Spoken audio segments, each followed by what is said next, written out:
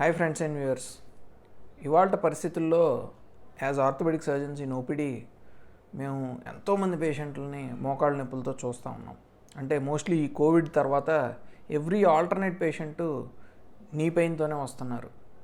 So అలాగే ఈ steroid injection అనేది కూడా మోకాళ్ళ నొప్పులకి చాలా విరివిగా వాడుతున్నాం.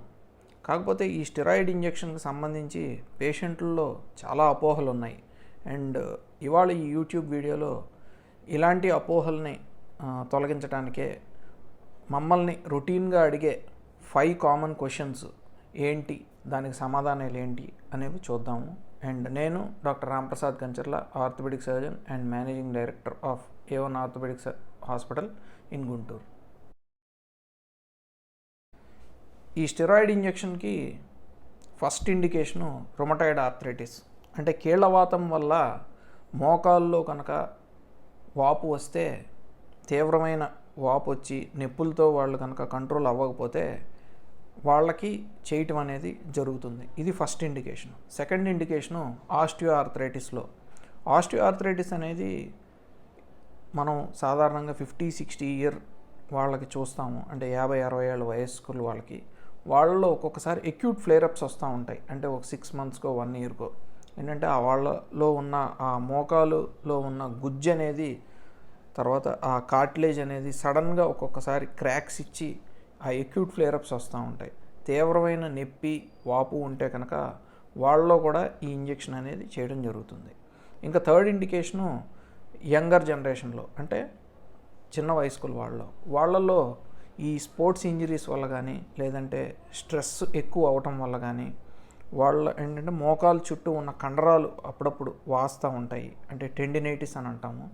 కొన్ని బర్సాలు ఉంటాయి, అంటే ఒక సాఫ్ట్ టిష్యూ మాసెస్ లాగా, అవి కూడా వాస్తూ ఉంటాయి. బర్సైటిస్ అంటాం. ఇలా టెండినైటిస్కి కానీ బర్సైటిస్కి కానీ మెడిసిన్స్ వల్ల తగ్గకపోతే వాళ్ళలో కూడా ఇంజెక్షన్ అనేది చేయడం జరుగుతుంది. జనరల్గా రుమటాయిడ్ ఆర్థరైటిస్ అయినా ఆస్టియో ఆర్థరైటిస్ అయినా, అంటే మోకాళ్ళలో వాపు నొప్పి కనుక ఉంటే ఈ పెద్ద వయస్కుల వాళ్ళలో మేము సంవత్సరానికి మ్యాక్సిమం ఒక 3 నుంచి 4 సార్లు మాత్రం ఈ స్టెరాయిడ్ ఇంజెక్షన్ అనేది అడ్వైజ్ చేస్తాం. ఇంతకన్నా కనుక చేయించుకుంటే ఈ స్టెరాయిడ్ ఇంజెక్షన్ వల్ల లోపల మన మోకాల్లో ఉండే గుజ్జు, తర్వాత మృదులాస్థి అంటే కార్టిలేజు డ్యామేజ్ అయ్యే అవకాశం ఉంటుంది. కాబట్టి maximum 3 to 4 times an year. ఇంకా అంతకన్నా ఎక్కువ అవసరం అవుతుంటే కనుక మనం సర్జికల్ ఇండికేషన్ కింద కన్సిడర్ చేస్తాం. ఇంకా యంగర్ జనరేషన్కి వస్తే, అంటే చిన్న వయస్కుల వాళ్ళలో కార్టిలేజ్ అనేది నార్మల్గా ఉంటుంది. కాబట్టి maximum 1 to 2 times for 1 year, అంటే 1 నుంచి 2 సార్లు మాత్రమే వాడాలి. అంతకన్నా ఎక్కువ వాడితే వాళ్ళు ఆల్రెడీ కార్టిలేజ్ బాగున్నది కాబట్టి వాళ్ళు ఇంకా ఎక్కువ డ్యామేజ్ అయ్యే అవకాశం ఉంటుంది.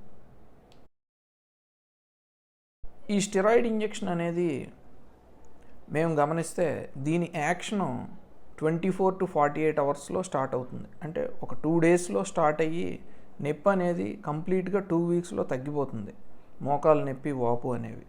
కాకపోతే ఇది ఒక 6 months వరకు వచ్చే అవకాశం ఉంటుంది. దీని ఎఫెక్ట్ అనేది ఉండే అవకాశం ఉంటుంది. ఆ తర్వాత మీకు అవసరమైతే మళ్ళీ మెడిసిన్స్ కానీ, లేదంటే ఇంకా తీవ్రంగా ఉంటే మళ్ళీ ఇంజెక్షన్ అనేది అడ్వైజ్ చేయడం జరుగుతుంది. ఈ స్టెరాయిడ్ ఇంజెక్షన్కి ఫస్ట్ కాంట్రా ఇండికేషను ఎలర్జీ. కొంతమందిలో ఈ కార్టిజోన్ అనే మాలిక్యూల్కి ఎలర్జీ ఉంటుంది.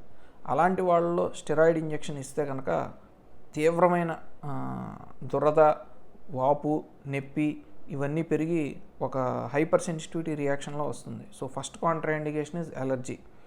Second Contra indication active infection, అంటే ఆ మోకాల్లో కనుక యాక్టివ్గా ఇన్ఫెక్షన్ ఉండి వాళ్ళు దానితో కనుక వాపు వస్తే కనుక వాళ్ళలో స్టెరాయిడ్ ఇంజెక్షన్ అనేది ఇవ్వకూడదు. Third contraindication sugar levels హైగా ఉంటే, అంటే కొంతమందిలో డయాబెటీస్ అంటే షుగర్ వ్యాధి ఉన్న వాళ్ళలో ఈ మోకాలు నొప్పి వస్తే వాళ్ళలో ఒక్కొక్కసారి షుగర్ లెవెల్స్ హైగా ఉంటే ఇంకా ఎక్కువ పెరిగి సిస్టమిక్ కాంప్లికేషన్స్ వచ్చే అవకాశం ఉంటుంది. కాబట్టి వాళ్ళలో ఇవ్వకూడదు. And fourth contraindication if you are considering a knee replacement, అంటే మీరు ఒక రానున్న 3 monthsలో నీ రీప్లేస్మెంట్ ఆపరేషన్ కనుక చేయించుకోవాలనుకుంటే స్టెరాయిడ్ ఇంజెక్షన్ చేయించుకోకూడదు. ఎందుకంటే నీ రీప్లేస్మెంట్ తర్వాత ఇన్ఫెక్షన్ యొక్క రిస్క్ ఈ స్టెరాయిడ్ ఇంజెక్షన్ వల్ల పెరుగుతుంది కాబట్టి.